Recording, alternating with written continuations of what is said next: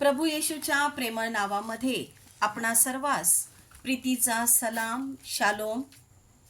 आजच्या मननासाठी जो शास्त्र भाग निवडलेला आहे, नव्या करारातून रोमकरास पत्र याचा 9वा अध्याय आणि 19 ते 29 ही वचनं आपण ऐकूयात। देव सर्वाधिपती आहे यावर तू मला म्हणशील तर मग तो अजून दोष का लावत असतो?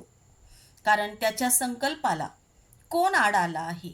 हे मानवा, देवाला उलटून बोलणारा तू कोण?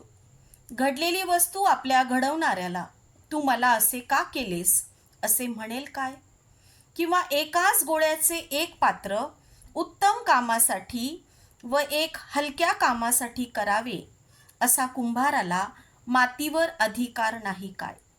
आपला क्रोध दर्शवावा व आपले सामर्थ्य व्यक्त करावे असे देवाच्या मनात असताना नाशासाठी सिद्ध झालेल्या क्रोधाच्या पात्रांना मोठ्या सहनशीलतेने जर वागवून घेतले आणि ज्या आपल्याला केवळ यहुदियातून नव्हे तर परराष्ट्रीयातून पाचारण झाले, ते आपल्याविषयी म्हणजे त्याने पूर्वी गौरवासाठी सिद्ध केलेल्या दयेच्या पात्रांविषयी आपल्या गौरवाची विपुलता व्यक्त करावी असे त्याला वाटत असेल तर काय? तो होशेयाच्या पुस्तकात हेही म्हणतो की जे माझे लोक नव्हत त्यांना मी आपले लोक म्हणेन, आणि जी प्रिय नाही तिला माझी प्रिय म्हणेन। आणि असे होईल की तुम्ही माझे लोक नाहीत असे जेथे म्हटले होते तेथे त्यांना जिवंत देवाचे पुत्र असे म्हणण्यात येईल। यशायाही इस्रायेलाविषयी असे पुकारतो की जरी इस्रायल लोकांची संख्या समुद्राच्या वाळूसारखी असली तरी अवशेष मात्र तारण पावेल, कारण प्रभू आपले न्यायाचे वचन आटोपते घेऊन व समाप्त करून पृथ्वीवर जे सिद्धीस नेईल त्याप्रमाणे यशायाने पूर्वी म्हटले, जर सेनाधीश प्रभूने आमच्यासाठी बीज राहू दिले नसते तर आम्ही सदोमासारखे झालो असतो व गमोराप्रमाणे बनलो असतो। वाचलेली वचनं परमेश्वर आपल्या सर्वांसाठी आशीर्वादित करो। त्याच्या नावाला मान, सन्मान आणि गौरव युगानयुग असो, आमीन। प्रियांनो, मानवाची जी निर्मिती आहे ही निर्मिती मातीपासून झालेली आहे आणि परमेश्वराने आपल्या प्रतिरूपाचा मातीचा आदाम बनवला आणि त्यामध्ये आपला श्वास फुंकला। या वाचलेल्या वचनामध्ये संत पौल परमेश्वराला कुंभार म्हणत आहे आणि परमेश्वराची तुलना त्याने कुंभाराशी केलेली आहे। पौल ठामपणे सांगतो की सर्व काही देवाच्या निर्णयावर अवलंबून असते। कोणाला काय द्यावे, किती द्यावे, कोणत्या माणसाला दयाशील घडवावे किंवा कठोर मनाचे घडवावे, हे सर्व काही देवाच्याच अधीन असे आहे। परमेश्वराच्या योजनेने प्रत्येक गोष्ट आमच्या जीवनामध्ये घडत असते आणि देव त्याच्या इच्छेप्रमाणेच करतो। जेव्हा इस्रायल लोक इजिप्त देशामध्ये 400 वर्ष गुलामगिरीमध्ये होते आणि त्या देशाचा राजा हा फारो होता, आणि पुढे देवाने मोशेला इस्रायल लोकांचा पुढारी नेमले आणि त्याला फारोकडे नेले। फारो इस्रायल लोकांना सोडण्यास तयार नव्हता। मोशेने त्या ठिकाणी चमत्कार केले तरीही फारोने इस्रायल लोकांना मुक्त होऊन जाऊ देण्यास साफ नकार दिला। जर आपण निर्गम याचा 8वा अध्याय आणि 32वे वचन जर आपण वाचलं तर त्यामध्ये लिहिलेलं आहे, फारोने आपले मन कठीण केले, तो देवाच्या आज्ञा ऐकण्यास तयार नव्हता। देवाने त्याला जो आपले मन कठीण करतो त्याचा शेवट कसा होतो याचं उदाहरण बनवलं आहे। आम्ही देवाची योजना अडवू शकत नाही आणि म्हणून त्याने आम्हाला दोषी का ठरवावे असे कित्येक म्हणतात। देवाने कित्येकांना तारण होण्याची संधीच दिली नाही असे ते म्हणतात. परंतु पहिले तिमोथेय याचा 2 अध्याय आणि 4 वचनात लिहिलेलं आहे, तर सर्वांचे तारण व्हावे ही देवाची इच्छा आहे. देवाची इच्छा अशी आहे प्रियांनो, की प्रत्येक माणसाचं तारण व्हावं आणि त्या प्रत्येक मनुष्याने सत्याच्या परिपूर्ण ज्ञानाप्रत पोचवावं. कारण देव कुणावरच अन्याय करत नाही. शेवटी तो देव आहे आणि तो देव कशाला कोणत्या मनुष्यावर अन्याय करेल. कारण परमेश्वर हा मुळातच अन्यायी नाही, तर तो न्यायी परमेश्वर आहे आणि या परमेश्वराला कोणाचाच नाश होऊ नये असे वाटत असते. म्हणून देव इतका श्रेष्ठ आहे, इतका परिपूर्ण आहे की त्याच्या कृतीबद्दल त्याला जाब विचारण्याची पात्रता मनुष्यामध्ये नाही. आणि मनुष्याने ही चूक कधीच करू नये की परमेश्वराला विचारू नये की तू मला असं का घडवलंस, माझ्या जीवनात एवढे संकट का, माझ्या जीवनामध्ये असा आजार का. आणि जर आम्ही असे प्रश्न देवाला विचारत असू तर आम्ही मूर्ख ठरणार आहोत. कारण परमेश्वराला जाब विचारण्याची पात्रता मनुष्यामध्ये नाही. परमेश्वर कधीच चूक करत नाही. परमेश्वर प्रत्येक मनुष्याला त्याच्या इच्छेप्रमाणे, त्याच्या योजनेप्रमाणे घडवत असतो. मग आम्ही म्हणतो की मला देवा तू उंचच का केलंस, मला इतकं गोरस का बनवलं, मला इतकं काळस का बनवलं. देवाने आम्हाला जसं निर्माण केलेलं आहे त्यामध्ये आम्ही आनंदी असलं पाहिजे आणि देवाची इच्छा आमच्या जीवनामध्ये परिपूर्ण होत आहे याबद्दल आम्ही देवाचे आभार मानले पाहिजेत प्रियांनो. आणि म्हणून या ठिकाणी लिहिलेलं आहे की मातीची कुंभाराशी तुलना करणं मूर्खपणाचं ठरणार नाही काय. जर मातीच कुंभाराला विचारेल की तू मला असं का घडवलं, तर हे निश्चितच मूर्खपणाचं उदाहरण आहे प्रियांनो. म्हणून प्रश्न विचारण्याचा अधिकार हा मातीला नाही, तेवढी त्या मातीची पात्रता पण नाही. कारण आम्ही आमच्या परमेश्वराच्या समोर आम्ही केवळ धूळ आणि राख असे आहोत. आणि हे सत्य आम्हा प्रत्येक मनुष्याला कबूल करायचंय की परमेश्वरा, आम्ही तुझ्या समोर केवळ माती असे आहोत. उत्पत्तीचा 18वा अध्याय आणि 27व्या वचनामध्ये लिहिलेलं आहे, अब्राहम म्हणाला, पहा मी केवळ धूळ व राख असून प्रभूशी बोलण्याचे मी धाडस करीत आहे. ज्याला विश्वासाचा जनक म्हटलं जातं तो अब्राहम प्रभूच्या पुढे म्हणत आहे की मी केवळ धूळ आहे, मी राख आहे आणि मला प्रभू सोबत बोलण्याचं माझं धाडस मी करत आहे. म्हणूनच पौलाने कुंभार आणि माती अशी उपमा दिलेली आहे प्रियांनो. जर आपण पाहिलं तर त्या काळामध्ये, रोमन काळामध्ये प्रत्येक लोकांच्या घरी मातीच्या वस्तू असायच्या. त्या वस्तू मातीने बनवलेल्या असायच्या आणि ह्या वस्तू अतिशय स्वस्त त्या काळामध्ये मिळत असायच्या. मग काही खुजी खोलगट भांडी असायची, काही प्रकाशासाठी वापरले जाणारे दिवे असायचे आणि काही वस्तू साध्या असत मातीपासून बनवलेल्या.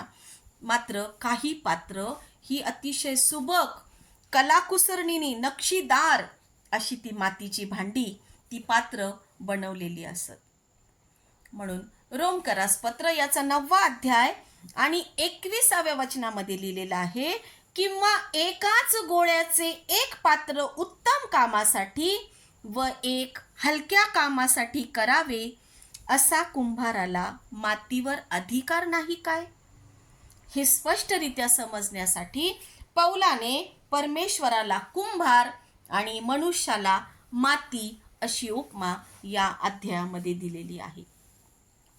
पुढे 22वं वचन जर आपण वाचलं तर त्यात लिहिलेलं आहे की मानवाने देवाविरुद्ध पाप केले आणि त्याच्यावर देवाचा क्रोध पडावा, हे देवाचे कृत्य न्यायी ठरेल. जर मानवाने देवाच्या विरोधात पाप केलं, परमेश्वराने मनुष्याला घडवलं, मातीपासून घडवलं, त्यामध्ये आपला श्वास फुंकला आणि ह्याच मानवाने देवाच्या विरुद्ध पाप केलं, तेव्हा त्या ठिकाणी देवाचा क्रोध त्यांच्यावर पडावा, हा देवाचा न्याय नाही का? परमेश्वराने काय केलं तर ज्या वेळेस आदाम आणि हवा यांनी पाप केलं, जे फळ त्यांना खाण्यासाठी सांगितलं नव्हतं तेच फळ त्यांनी खाल्लं आणि त्यांना बऱ्या वाईटाचं ज्ञान प्राप्त झालं, त्यावेळेस प्रभूने त्यांना त्या बागेतून बाहेर काढून दिलं. देवाने त्यांच्यावर न्याय केला, त्यांचा न्याय केला आणि त्यांना त्याची शिक्षा परमेश्वराने दिली. मग देवाचा क्रोध त्यांच्यावर आला, हा परमेश्वराने केलेला त्यांचा न्याय होता. प्रियांनो, विलाप गीत 3 अध्याय आणि 32 वचन सांगत आहे, 22 वचन सांगत आहे, आम्ही भस्म झालो नाही, ही देवाची दया होय, कारण त्याच्या करुणेत खंड पडत नाही, ती रोज सकाळी नवी होते. देवाच्या क्रोधाने आम्ही कधीच भस्म होऊ शकतो प्रियांनो, कधीच. एका क्षणामध्ये जर देवाने आमच्यावर क्रोध केला तर आम्ही जळून भस्म होऊ शकतो, परंतु देवाची दया आमच्यावर अपरंपार अशी दया आहे. देव आमच्यावर दया करतो आणि त्याच्या करुणेमध्ये खंड पडत नाही, ती रोज सकाळी आमच्यासाठी नवीन होते. प्रियांनो, जर आम्ही पाहिलं तर आम्हाला देवाला न आवडणाऱ्या गोष्टी किंवा जी आमची पाप आमच्या जीवनामध्ये होतात, ती पाप जर आम्ही एखादी डायरी घेतली किंवा वही पेन घेऊन बसलो तर प्रियांनो, आम्ही आमची पाप लिहित असताना ती वही संपून जाईल, तो पेन संपून जाईल, परंतु आमच्या पापांची यादी मात्र त्या ठिकाणी संपणार नाही. एवढं आम्ही पाप करूनही, एवढं आम्ही देवाचा विरोधात पाप करत असलो तरी सुद्धा वचन आम्हाला सांगत आहे की देव आमच्यावर काय करत आहे? प्रीती करत आहे. आणि देव प्रीती करत आहे तर त्याच्या करुणेमध्ये कधीच खंड पडत नाही, तर ती प्रतिदिनी आमच्यासाठी नवीन अशी होत आहे. प्रियांनो, देवाने मनुष्याला पश्चाताप करण्याची संधी दिलेली आहे आणि मोठ्या सहनशीलतेने तो आम्हाला वागून घेतो.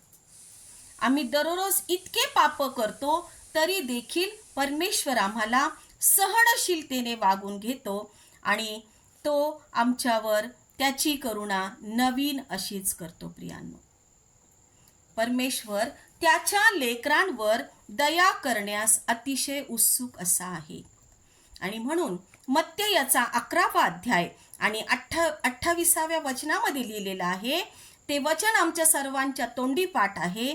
ते वचन असं आहे, प्रियांनो, अहो कष्टी व भाराक्रांत जन हो, तुम्ही सर्व माझ्याकडे या, म्हणजे मी तुम्हाला विसावा देईन. हा परमेश्वर, जे आम्ही कष्टी आहोत, आम्ही अनेक चिंतांनी व्यग्र आहोत, अशांना परमेश्वर त्याच्या जवळ बोलावत आहे आणि तो म्हणत आहे की तुम्ही सर्वजण माझ्याकडे या, म्हणजे मी तुम्हाला विसावा देईन. पुढे आपण पाहिलेलं आहे रोमकरास पत्रामध्ये की परमेश्वर फक्त यहुदी लोकांनाच नाही तर परराष्ट्रीयांना देखील त्याने पाचारण केलेले आहे. देव ज्याच्यावर दया करतो त्याच्या ठाई देवाचं गौरव होतं. आणि या ठिकाणी मी एक छोटीशी कथा आपणास सांगू इच्छिते की 3 झाड होते आणि हे 3 झाड दररोज देवाकडे प्रार्थना करत होते आणि त्याच्यातल्या पहिल्या झाडाची जी प्रार्थना होती ती अशी होती की माझा उपयोग इतकी सुंदर असा मौल्यवान वस्तू किंवा काहीतरी खजिना ठेवण्यासाठी झाला पाहिजे. माझ्या लाकडाचा उपयोग एखादी मौल्यवान किंवा खूप मोठा खजिना ठेवण्यासाठी माझ्या वस्तूचा, माझ्या झाडाचा उपयोग झाला पाहिजे. दुसरं झाड म्हणत होतं की माझ्या लाकडापासून इतकं मोठं जहाज बनवलं पाहिजे की त्याच्यातून एका मोठ्या राजाने प्रवास केला पाहिजे. आणि तिसरं झाड म्हणत होतं की मी या सगळ्यांपेक्षा खूप उंच आहे आणि मी आकाशाला भिडलेलो आहे, तेव्हा मी अगदी प्रभूच्या समीप राहावे आणि त्याच्या नावासाठी मी उंचवले जावे म्हणून त्याची इच्छा होती प्रियांनो. आणि नंतर काय झालं, हे तीनही झाडं तोडली गेली. आणि मग पहिल्या झाडाचा एक छोटासा गोठा तयार करण्यात आला की ज्या ठिकाणी गायांना बांधलं जातं, आणि असा गाईचा गोठा त्या ठिकाणी बनवला गेला. दुसऱ्या झाडाची जी लाकडं होते त्या लाकडापासून एक छोटीशी नाव किंवा होडी बनवली गेली. आणि तिसरा जे झाड होतं त्या झाडाचे दोन ओंडके करून एका अडगळीच्या जागी ठेवले गेले. या तीन झाडांची इच्छा एवढी वेगळी होती, परंतु प्रत्यक्षात काय घडलेलं आहे, पहिल्या झाडाची इच्छा होती की माझा उपयोग खूप मोठा खजिना ठेवण्यासाठी केला पाहिजे, खूप मौल्यवान वस्तू त्याच्यामध्ये ठेवली गेली पाहिजे, परंतु त्या झाडाचा एक गोठा तयार केलेला होता. आपण पाहतो की त्याच गाईच्या गोठ्यामध्ये प्रभू येशू ख्रिस्ताचा जन्म झाला आणि अतिशय मौल्यवान असा येशू ख्रिस्त त्या गाईच्या गोठ्यामध्ये ठेवण्यात आला. आणि ज्या झाडाला वाटत होतं की माझ्या लाकडाचं खूप मोठं जहाज बनवलं पाहिजे आणि त्यातून एका मोठ्या राजाने प्रवास केला पाहिजे, तर त्याची जी छोटीशी नाव बनवली होती त्या होडीमध्ये बसून प्रभू येशूने वादळ शांत केलेलं होतं. आणि तिसरं जे झाड होतं त्याचे दोन मोठे ओंडके एका अडगळीच्या जागी ठेवले होते, त्याचा वधस्तंभ करण्यात आला आणि येशू ख्रिस्तानी कल्वरी टेकडीवर तो वधस्तंभ वाहिलेला आहे. या तिन्ही झाडांची इच्छा वेगळी होती, जगिक होती, परंतु परमेश्वराने त्या तिन्ही झाडांची इच्छा स्वतःच्या इच्छेप्रमाणे पूर्ण केलेली आपल्याला दिसून येते. आणि देवाचं गौरव या तीनही झाडांच्या जीवनामध्ये झालेलं आहे. आज आपल्या पण जीवनामध्ये प्रियांनो अनेक संकट आहेत, अनेक आजार आहेत, अनेक अडचणी आहेत, परंतु परमेश्वर या सर्व संकटांची, त्या सर्व आजारांचं निवारण करणारा तो देव आहे. आणि म्हणून त्याच्या गौरवाची विपुलता तो आमच्या जीवनामध्ये व्यक्त करत असतो. जर आपण रोमकरास पत्र याचा 9वा अध्याय आणि पुढे 25 आणि 26 या वचनामध्ये पाहतो की त्या ठिकाणी लिहिलेलं आहे की देवाने इस्रायल लोकांना आपले स्वतःचे लोक म्हटलेले आहे. तो स्वतः म्हणतो की इस्रायल लोक हे माझे स्वतःचे लोक असे आहेत. आणि मग होशेयाचं पुस्तक जर याचा 2रा अध्याय आणि 23वे वचन जर आपण वाचलं तर त्यात लिहिलेलं आहे, मी तिला आपणासाठी देशात पेरीन, मी लो रुहामेवर म्हणजे दया न पावलेली तिच्यावर दया करीन व लो अम्मी म्हणजे माझे लोक नव्हेत ह्यास तू अम्मी म्हणजे माझे लोक असे म्हणेन, कारण तू माझा देव आहेस असे ते मला म्हणतील.